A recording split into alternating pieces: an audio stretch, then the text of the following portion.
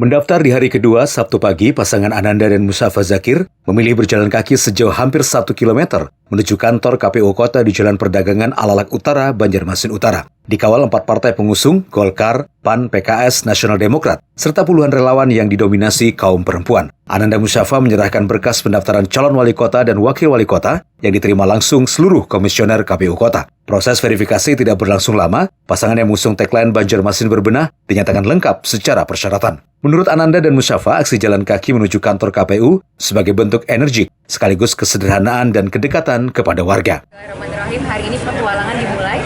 Jadi insya Allah 5 September 2020 ini merupakan awal petualangan saya dan Pak Ustadz Mustafa Zakir mendaftarkan diri sebagai bakal calon wali kota dan wakil wali kota Banjarmasin.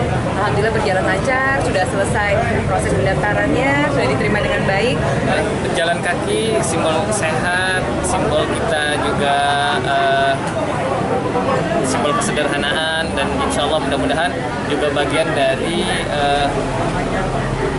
kita berkawan lawan milenial. Sebelum menyerahkan pendaftaran, Ananda Mustafa Zakir bersama partai pengusung dan pendukung menggelar deklarasi di markas tim pemenangan di Jalan Adiaksa.